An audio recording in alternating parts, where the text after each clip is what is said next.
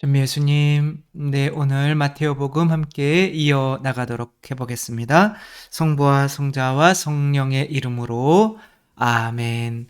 오늘 저희가 함께 할 마테오복음은 21장 조금 하긴 했는데 21장하고 22장 조금 앞부분 이렇게 하도록 하겠습니다. 제가 굉장히 중요하게 여기는 것은 이 성경을 볼 때 흐름인 거죠. 그러니까 저도 뭐 많이 쓰지는 않았지만 책을 써보니까 이분들이 그 공간복음서는 거의 이 비슷한 내용들이잖아요. 근데 그 비슷한 내용들이 단어나 어떤 순서가 조금씩 달라요. 그것이 이분들이 똑같은 내용 가지고 그렇게 편집을 하면서 자기의 의도를 넣는 거죠. 그렇기 때문에 공간복음이 이제 의미가 있는 거지. 옛날에는 이렇게 비슷한 거 왜 뭐하러 이렇게 하냐. 그래서 다 섞어서 디아테사론이라고 했나요? 아무튼 그런 거로 하나로 만들었어요, 복음을. 네 개니까 복잡하니까. 근데 특별히 공간복음은 이제 똑같은데, 이제 공간복음을 이렇게 보면 또 마테오 복음이 의도하는 바가 있잖아요. 그래서 그 의도하는 바대로 흘러나가야 같은 어떤 내용이지만 마테오가 의도해서 이것을 여기에 넣은 그 의도를 찾아내고 그 올바른 해석을 해 나갈 수가 있는 거죠. 마테오는 이제 뭐 모든 복음이 다 그렇지만 뭐에 관한 내용인가요? 구원은 어떻게 받는가라는 것을 이렇게 전해주면서 우리들도 구원에 이를 수 있도록 초대하는 거죠. 근데 마테오는 이제 다른 복음사가들과는 좀 다르게 좀 죄인이었죠. 세리였기 때문에 나 같은 세리가 어떻게 구원받았나? 근데 별로 착한 일 한 것도 없는 것 같아요. 예수님이 와라 그래서 불러서 쫓아간 것밖에 없는데 그렇구나. 내가 어떤 착한 일을 해서 구원받은 것이 아니라 예수님의 부르심에 응답하고 순종하고 그 교회라는 것 안에 머물렀기 때문에 구원받은 거구나라고 해서 마테오는 이 교회라는 그래서 교회의 복음이다 라고 할 수가 있는 거죠. 그래서 교회에서 근데 이제 교회이긴 한데 교회 안에 뭐가 흐르고 있는 거예요? 예수 그리스도의 피. 그게 뭐예요? 곧 성령인 거죠. 그렇죠? 그래서 성령을 통해서 구원받는 건데 그렇다면 이게 구약과 연관이 분명히 돼 있을 건데 라고 생각하면서 족보 이야기부터 시작하는 거죠.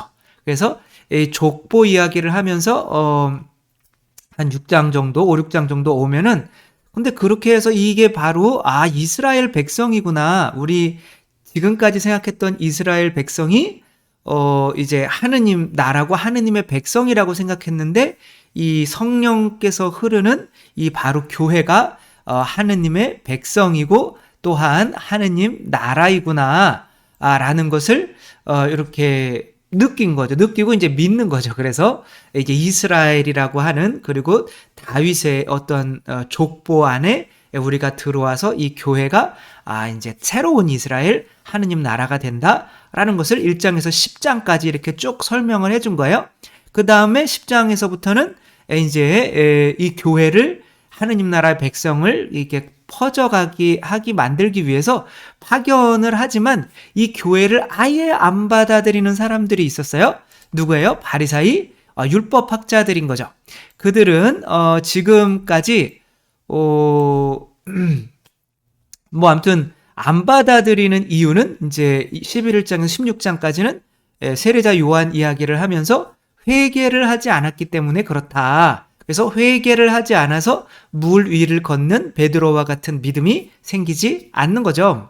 그래서 회개라고 하는 것을 뭐를 회개해야 되는 건가 볼 때는 이제 씨를 뿌리는데 그게 씨가 이제 바로 이게 교회 안에서 흘러내려오는 성령인 거죠. 이게 구원의 씨인 거죠.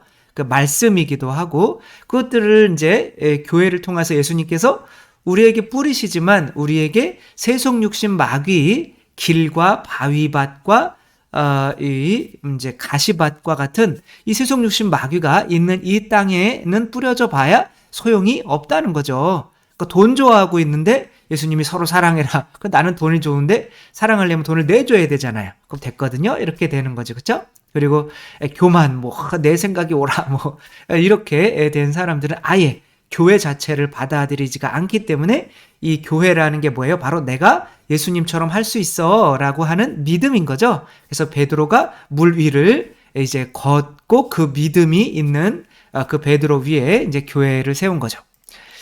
그래서 이제 17장부터는 이제 교회를 통해서 이제 우리에게 주시는 성령인 거죠. 그죠? 근데 그 성령이라고 하는 것을 우리에게 주시려면 이제 예수님의 이야기를 하는 거예요. 그러니까 예수님께서는 죽으셨다가 부활하셔야 되는 거죠. 그 예고를 몇 번 하신 거예요? 3번 하신 거죠. 그죠? 3번이라고 하면서 이렇게 둘로 하는 거는 뭘까요? 사진 찍는 어떤 그런 3번인 거죠. 그죠? 그래서 이제 3번 하면서 이제 첫 번째 그렇게 돌아가셔야 되는 이유는 무언가 우리 이를 깨끗하게 만들기, 쇠속 육신 마귀로부터 좀 자유롭게 만들기 위해서. 그래가지고 뭐 이런 얘기는 많이 했었죠. 뭐 사무라이가 엄마 되려고 하는 아이가 엄마가 기둥 안에 얘가 사무라이가 되라고 기둥 안에 들어가셔서 죽으셨죠. 그렇죠? 그래서 훈련을 받다가 너무 힘들 때 도망가려고 하는데 이 기둥을 지나칠 수가 없는 거예요. 내가 사무라이가 안 되면 엄마의 죽음이 헛되게 되는 거죠. 그래서 그 기둥을 이제 지나치지 못하고 내가 도망가고 싶은 나만을 생각하는 그 자아가 죽고 훌륭한 사무라이가 돼서 임진왜란 때 우리나라 사람을 많이 죽였다고 그랬잖아요. 그러니까 아무튼 그 기둥 안에 이제 들어가서 죽으셨기 때문에 거기서 흘러나오는 피가 내 쇠속육신 마귀 자아를 죽이는 거죠. 그것 때문에 그 다음에 그게 이제 쇠속육신 마귀 자아를 죽일 뿐만이 아니라 그거를 통해서 짓는 죄들도 용서를 해주는 힘이란 말이에요. 그래서 두 번째 그런 예고를 할 때는 제자들에게 베드로가 몇 번이나 용서해줘야 됩니까? 그러니까 니들도 거저받았으니까 거저줘야지. 그래서 70번이라도 7번에 70번 하루라도 그냥 계속 용서해줘야지. 그러니까 그런 자비, 용서. 그 다음에 세 번째는 예수님께서 돌아가셔야 된다. 그 다음에 하고 이제 예루살렘으로 이렇게 입성을 하시는 거죠. 이게 뭐예요? 이제 당신이 우리 안으로 들어와서 왕이 되시는 거죠. 당신이 우리를 지배하시는 거죠. 그 기둥 안에 들어가서 돌아가신 그 어머니는 그 피를 흘리면서 얘 자아를 죽이고 또 훌륭하게 사무라이 훈련을 받게 만들지만 동시에 그 어머니의 뜻이라는 것이 이 아이 안에서 이루어지는 거죠. 그렇죠? 그러니까 내 뜻이 죽으면 이제 그 나를 위해서 피를 흘리신 분의 뜻이 살아나는 거잖아요. 그게 뭐냐면 왕직이라고 하는 거야. 그래서 지금 베드로는 뭐 예언자직, 사제직, 왕직 뭐 이런 거가 완전히 정립은 안 된 것 같아요. 그러나 이제 제일 중요한 거 그분이 피를 흘리셔서 결국엔 날 죽이고 그분이 왕으로 내 안에서 살려고 하시기 위해서 지금 들어오는 것이다. 여기까지 우리가 했던 거죠.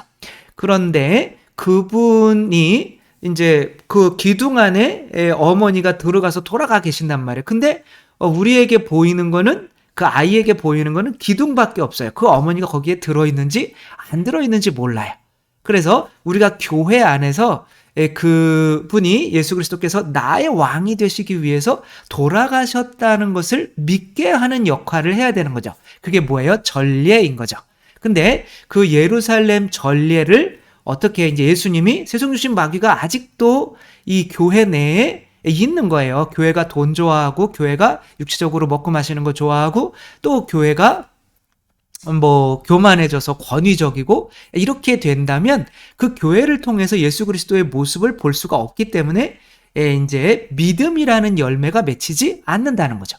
그러니까 예수님께서 우리에게 주시려고 하는 이 전례, 교회의 전례를 통해서 주시려고 하는 그 믿음이란 무엇인가? 라고 할 때는 이 무화과 나무가 시들어 버렸잖아요. 그러니까 그게 뭐예요? 우리는 뭐든지 이렇게 너희가 조그만 겨자씨만한 믿음만 있으면 이 산 보고 들려져서 저 바다에 빠져라 그러면 이렇게 휙 산이 날아가서 빠지게 할 수 있단 말이야. 여러분은 물 위를 걸을 수가 있어요? 못 걸어요? 못 걸어요? 그럼 지금까지 제가 한 얘기가 허사가 되는 거잖아요. 우리 베드로는 그러니까 예수님과 하나잖아요. 그렇죠? 우리 안에 들어오신 거잖아요. 그러니까 뭐예요? 그 기둥 안에 들어간 엄마가 얘가 천민이지만 너는 사무라이가 될 수 있어 라고 믿어준 거잖아요. 그렇죠? 그런 믿음을 믿어줬으면 얘도 내가 이렇게 그 귀족 그 사람들이 나랑 같이 훈련을 받으면서 이 어디 천민이 들어와 가지고 훈련에 맨날 때리고 하니까 나는 할 수 없어라고 할 때 그 기둥에 가 보면은 엄마가 뭐라고 그러는 거야? 너는 할 수 있어라고 하는 거죠. 그래서 우리 입에서 무언가 할 수 없다라고 나오면은 이 뭔가 미사를 하면서 그걸 안에서 열매가 맺히지 않은 거죠. 믿음의 열매가 맺히지 않은 거죠. 너희가 청하면 다 이루어줄게 라고 하는 그 믿음. 그래서 예수님은 뭐라고 그래요? 아버지처럼 완전하게 되어라. 근데 아버지처럼 절대 될 수 없어. 이렇게는 이게 모순이잖아요. 그러니까 될 수 있으니까 하라고 하는 거잖아요. 그렇죠? 그리고 너희는 나보다 더 큰 일도 할 수 있을 거다라고 이렇게 말씀을 하신 거죠. 따라서 우리가 계속 이거 해주세요, 저거 해주세요 청하는 것만이 아니라 미사를 통해서는 내가 하느님의 자녀 맞는데 내가 왜 이걸 뭐 굳이 이렇게 오랫동안 청하고 있지? 한 번만 청하면 들어주실 텐데 이 믿음을 가지기 위해서 하는 게 미사인 거죠. 그렇게 내 자신이 변화되려고 미사를 해야 되는 거지 내가 청하는 거를 들어달라고 미사를 하게 되면 그것은 성황당 미사밖에 안 되는 거죠.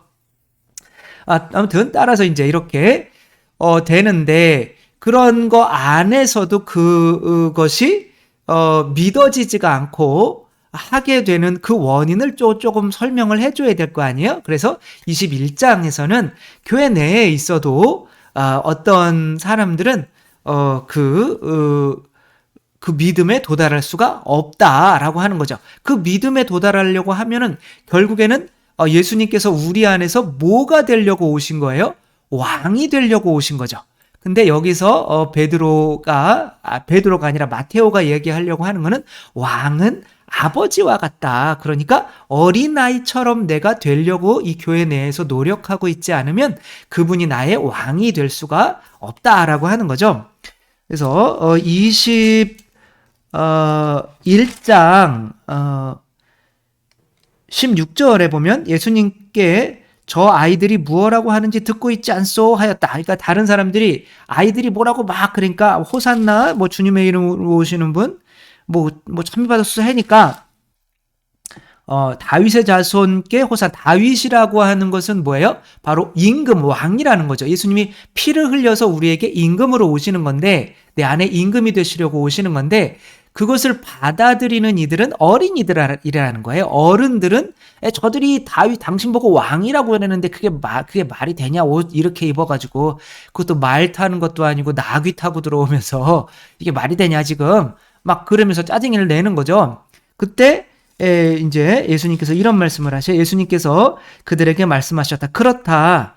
당신께서는 아기들과 젖먹이들의 입에서 찬양이 나오게 하셨습니다. 라는 말씀을 너희는 읽어본 적이 없느냐. 그러니까 이들이 이 아기들 또 젖먹이들처럼 되지가 않았기 때문에 너희들은 나를 못 받아들이는 거야. 라고 말씀을 하시는 거죠. 그러면은 그리고 나서 이제 무화과 나무를 저주하시는 거예요. 너희들이 어린이처럼 되지가 않기 때문에 여기서 어린이는 약간 사춘기 이전에 어린인 거예요. 그러니까 이제 모르겠어요. 아무튼 사춘기 이전에 10살 이전의 어린이.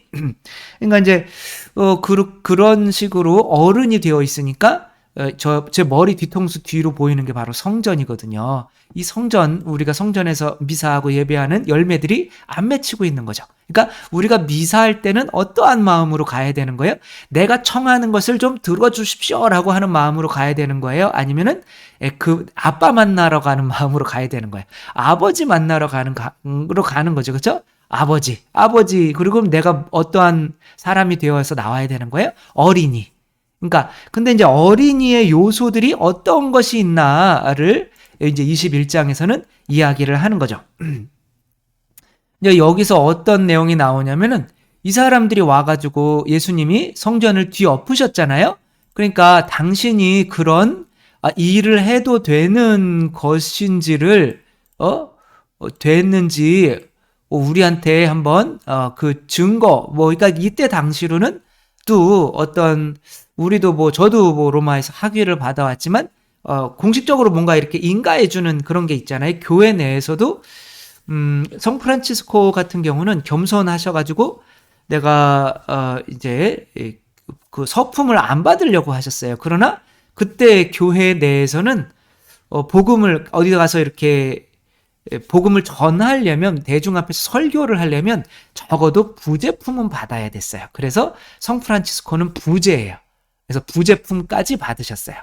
이제 그런 것처럼 여기서도 어떠한 권한을 물어보는 거예요. 그러니까 예수님께서 가만히 생각하다가 뭐 어차피 이 사람들은 내가 진실을 이야기해도 들을 것 같지는 않은 거죠. 그러니까 예수님께서 그러면 내가 너희들이 솔직한지 한번 시험을 해볼게.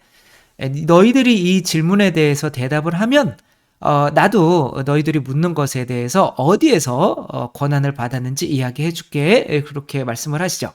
그러며 이들에게 질문을 하죠. 근데 요한이 세례를 줬지. 근데 그 요한의 세례는 하늘에서 온 거니 사람들한테서 오는 거니 이렇게 물어봐요. 그래서 이 사람들이 이 골치 아픈 거죠. 이게 요한의 세례자 요한의 세례가 하늘로부터 온다라고 하면 세례자 요한이 뭐라고 그랬어요? 하느님의 어린 양이시다. 저기 그러니까 예수님을 하느님의 어린 양, 그러니까 우리 죄를 씻어주기 위해서 오시는 메시아 구세주로 지목을 한 거죠. 근데 하늘에서 온다고 그러면 근데 하늘에서 권한이 오는 사람이 그런 얘기를 했는데 너희는 왜 안 믿니? 이렇게 예수님께서 얘기할 수 있으니까 그건 안 되겠다. 그리고 다시 합의를 해요. 그러면은 사람에게서 왔다고 그러자. 라고 하니까 여기 앉아있는 모든 사람들이 다 세례자 요한을 예언자, 하느님이 보내신 예언자로 믿고 있기 때문에 그런 얘기 했다가는 돌 맞을 것 같단 말이야. 그러니까 이들이 모르겠슈? 그러니까 예수님께서도 나도 모르겠슈? 이렇게 대답을 하는 거죠. 나도 너희들의 질문에 대답하지 않겠다. 그러니까 어린이와 같아지라는 것 중에 어떠한 한 요소를 이야기하는 거일 수가 있잖아요. 그죠? 그러니까 이들이 예수님을 못 받아들이는 게 분명히 아기들과 젖먹이 입에서 찬양이 솟아나오게 했는데 예수님이 우리를 위해서 피를 흘리셨으니까 그렇게 찬양이 솟아나와야 되는데 이들은 어린이처럼 되지 않았어요. 그러면서 바로 나오는 것이 이들이 솔직하지 못한 면이란 말이에요. 언제 인간이 솔직하지 못하게 됐어요? 바로 죄를 지었을 때부터 솔직하지 못하게 되었던 거죠. 그렇죠? 그러니까 죄와 솔직하지 못함, 내 자신을 가리는 거예요. 솔직하게 내가 그게 세례자 요한의 세례가 하늘로부터 왔다, 뭐 사람으로부터 왔다, 솔직하게 이야기를 할 수가 없는 거예요. 그러니까 이들이 솔직하게 이야기를 할 수가 없다는 것은 뭐를 보호하려고 하는 거예요? 자존심, 이 세상에서의 어떤 권위, 지금까지 가지고 있는 것들을 보호하기 위해서 솔직하지 못한 거죠. 따라서 솔직하지 못한 것은 죄와 결합될 수밖에 없는 건데 죄 없는 어린이들은 솔직할까요? 솔직하지 않을까요? 당연히 솔직하겠죠. 그렇죠? 거짓말하기 시작하면 아이들은 이제 어른인 거예요. 왜냐하면 이제 내 자신을 보호하려고 하는 거예요. 그러니까 점점 어른이 되어 가면서 아이들은 거짓말을 많이 하게 돼 있는 거죠. 내 힘을 믿게 되는 거죠. 이제 부모의 힘을 믿는 것이 아니라 내 힘을 믿게 되는 거죠. 제가 어머니가 그 성당 가서 그러니까 어머니는 제일 싫어하는 것이 거짓말이라고 그렇게 말씀을 하셨어요. 그래서 저는 어렸을 때부터 어머니가 싫어하는 거짓말은 하지 말아야지라고 하면서 정말 거짓말, 물론 뭐 조금씩은 했지만 거짓말은 그냥 하면 안 되겠다 이렇게 했는데 나중에 크고 보니까 어머니가 많은 거짓말을 아니죠. 여기 이런 말을 하면 안 돼요. 어머니가 보면 큰일 나죠. 그쵸? 우리 어머니. 네. 어머니는 항상 진실하신 분이고. 그런데 어머니가 성당 가서, 성당 가라. 그런데 주일미사에 이제 헌금으로 그때 이제 50원을 주셨어요. 그러니까 50원을 가지고 가가지고 이제 그때 게임 오락하면 50원 넣고 오락할 수가 있었거든요. 그러니까 50원 넣고 게임, 성당은 안 가고 게임을 막 하다가 엄마한테 어디 갔다 왔냐? 그러니까 성당 갔다 왔지. 이딴 거짓말을 했단 말이에요. 그러니까 어른이 돼가면은 거죠. 그게 이제 벌써 10살이 넘은 거죠. 사춘기가 이제 된 거죠. 그러니까 어머니가 너 성당 안 간 거 다 알아, 이놈아. 누군가 그게 어머니 신기하더라고요. 다 알더라고요. 그래서 또 다음에는 주보 가져와. 그래가지고 또 아침 일찍 가서 주보를 가지고 또 게임방에 가서 오락실에 가서 오락을 하다가 주보를 갖다 줬더니 너 성당 안 간 거 다 알아. 근데 주보 가지고 왔잖아. 그러니까 너 옆 아줌마가 너 성당 주보만 가지고 가는 걸 봤대. 그래가지고 네 들어온 건 아니지만 아무튼 그래가지고 내가 그냥 차라리 미사하고 만다. 그래가지고 미사를 한 적이 있는데, 아무튼 이제, 아이들이 부모님한테 거짓말을 할 수 있다라고 하는 거는 내가 부모님을 속여 먹을 수 있는 수준으로 어른이 됐다라고 하는 자만심이, 교만이 자기 안에 들어갈 때 그렇게 하는 거고, 이제 아이들이 내가 속여봐야 소용이 없다라고 하는 이 어린이 수준이 되면 아이들이 솔직해질 수밖에 없는 거죠. 그러니까 이제, 그리고 또 하느님의 자비를 믿는다면 부모님의 자비, 부모님은 내가 항상 솔직해도 다 용서해 주실 거야 라고 자비를 믿는다면 뭐 솔직할 수밖에 없는 거죠. 그렇게 아담과 하와가 하느님의 자비를 믿지 않았기 때문에 거짓말을 이렇게 하게 된 거고, 또한 또 내 힘으로 나에게 있는 이런 부족한 면, 죄, 이런 것들을 내 힘으로 내가 극복할 수 있어 라는 이 교만이 들어올 때는 거짓말을 하게 되는 거죠. 근데 우리의 죄는 뭐로만 용서받을 수 있어요? 그 기둥에 들어가 계신 어머니의 피가 아니면은 얘 자아는 죽지 않는단 말이에요. 그렇기 때문에 그 예수 그리스도의 피로서만 구원을 받는 거죠. 따라서 어린이처럼 되기 위해서 마테오가 가장 중요시 여기는 것은 바로 거짓말하면 안 된다. 근데 이건 요한복음도 똑같아요. 바르톨로메오, 나타나엘이 무화과 나무 아래, 무화과 잎으로 자기 몸을 가렸잖아요. 아담과 하와가. 근데 무화과 잎 나무 아래서 아마 그런 생각을 하고 있었을 것 같아요. 왜 하필 무화과 나무였을까? 그리고 내가 지금 앉아 있는 것이 무화과 나무인데. 그러면 이제 나타나엘에게 필립보가 와가지고 스승님이 이제 불러 너, 저분은 메시아야. 근데 갈릴레아에서 무슨 메시아가 나올 수가 있냐? 솔직하잖아요, 그죠? 그러면서 이제 예수님이 부르는 거예요. 그래서 네. 그랬더니 이 사람은 진짜 이스라엘 사람이다. 교회의 백성이다 이거예요. 제가 왜요? 그랬더니 내가 너가 무화과 나무 아래에 앉아 있는 것을 보았다라고 하는 거예요. 무화과 나무에서 이게 바로 이들이 거짓말이잖아요. 내가 이거를 가리는 것이. 그러니까 거짓말을 안 해야겠구나라고 생각을 했는데 내가 너를 무화과 나무에 있는 걸 봤다. 그러면 무슨 말씀을 하시냐면 이 사람에게서는 거짓이 없다 이렇게 말씀을 하셔요. 그래서 깜짝 놀래가지고 나타나엘이 나의 주님, 나의 하느님, 당신이 하느님이십니다. 메시아십니다. 이게 바로 고백해버려요. 자기의 마음을 묵상하고 있었던 거를 아는 거죠. 그렇죠? 그리고 교회에 들어오려면 반드시 자기 안에서 거짓말이 있어서는 안 되는 거죠. 착한 거짓말, 나쁜 거짓말 이런 거 없어요. 무조건 거짓말을 하면, 내가 거짓말을 하면 다른 사람들도 똑같이 그런 줄 알아요. 내가 술 취했으면 다른 사람도 똑같이 술 취한 줄 알아요. 내가 바람 폈으면 나네도 똑같이 바람 필 사람인 줄 알아요. 그러니까 바람 피는 사람이 오히려 그렇게 다른 사람을 바람 필 수 있는 사람이 의처증, 의부증 걸리는 거예요. 뭐 그렇게 하지 않더라도 내가 그 마음을 막 찍어 누르고 있는 거예요. 그럼 저 인간도 그렇겠지? 그러면서 막 1시간마다 확인을 하는 거죠. 그렇기 때문에 내가 거짓말을 하면 하느님도 거짓말을 할 수 있는 분으로 여기기 때문에 하느님을 온전히 받아들일 수가 없는 거죠. 그래서 어린이처럼 되는 가장 중요한 첫 번째 것은 뭐다? 바로 거짓말을 안 하는 거다. 진실함이다.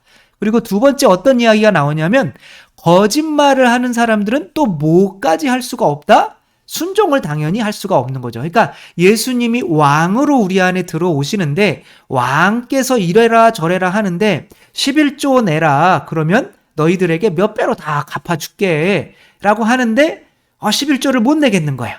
그러니까 그분이 분명히 성경에서도 거짓말하고 있는 걸 거야 이렇게 생각을 하는 거야. 내 생각이 옳을 거야. 그러면 순종을 못 하는 거죠.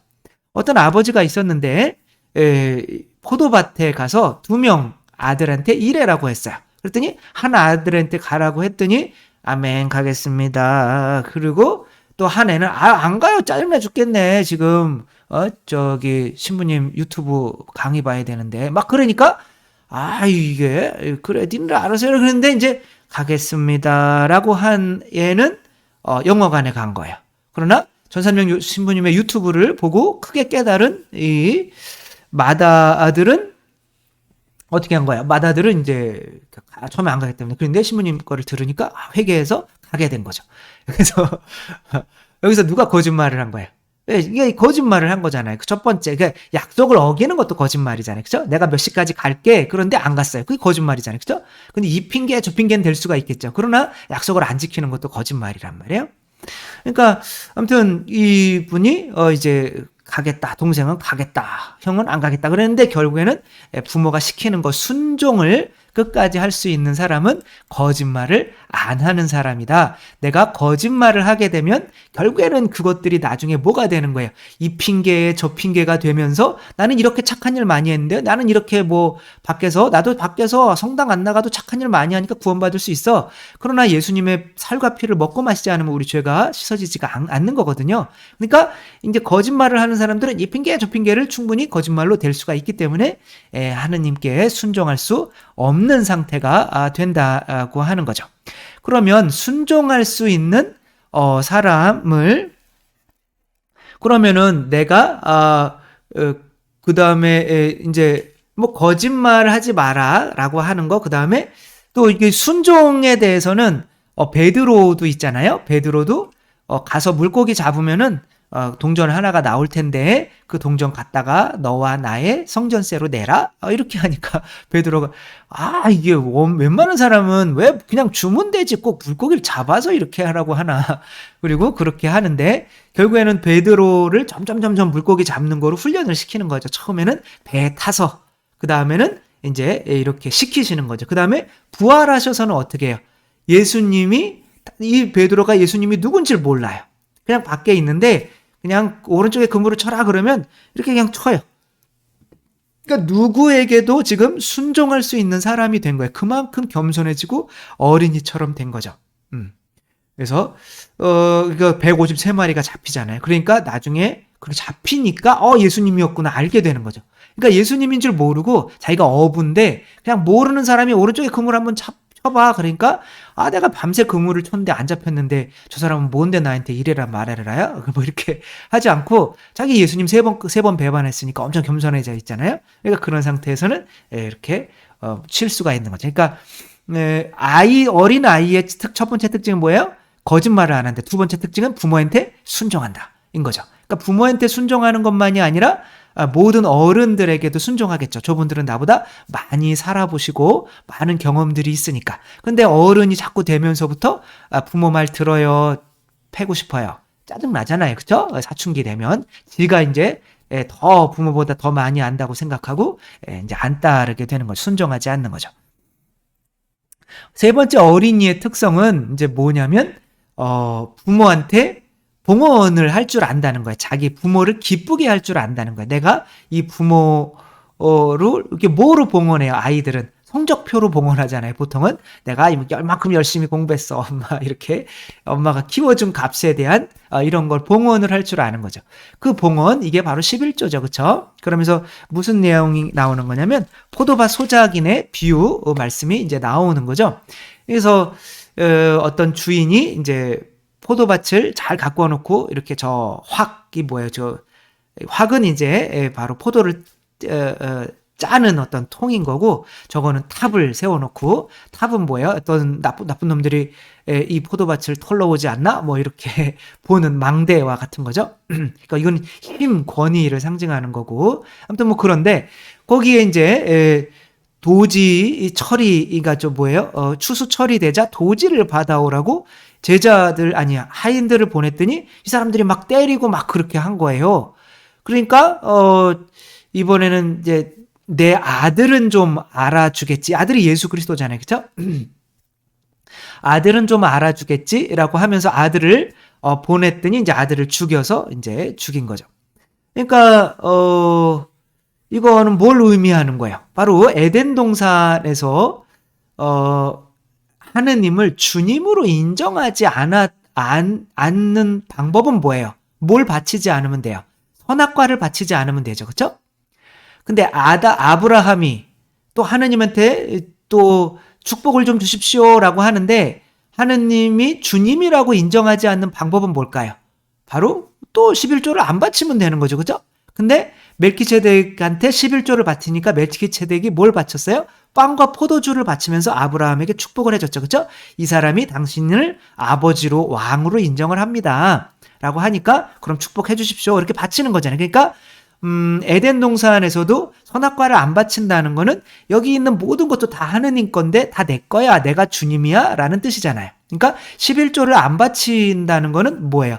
내가 주님이고 당신은 내 거를 내가 봉헌을 하더라도 내 걸 내는 거니까 거래를 하게 되는 거죠. 이만큼 줬으니까 내가 감사한 건 100만 원 낼 테니까 빨리 우리 집 땅이나 좀 팔리게 해주고 우리 애 대학 붙여주고 뭐 이게 거래하게 되는 거잖아요. 그렇죠? 그러니까 하느님이 왕이 안 되시는 거죠. 주님이고 부모님이 안 되시는 거죠. 그래서 어린이처럼 되려면 일단은 부모님께 봉헌을 해야 되는 거. 당신이 내 부모님 맞습니다. 라고 열심히 공부해서 성적표라도 좀 갖다 주고 생일 때 뭐 카네이션이라도 좀 달아주고 그쵸? 그런 걸 전혀 안 한다? 그런 거는 부모로 인정을 안 하는 거죠. 저도 어렸을 때 성탄 때 뭔가 이렇게 과일 같은 거, 과자 같은 거를 받았어요. 그러니까 저희는 시골에 있어서 가게도 없었어요. 그러니까 이 과일이나 이 과자를 내가 가져가서 부모님한테 얼마나 착했던 거예요. 너무 착했어요, 진짜 저는.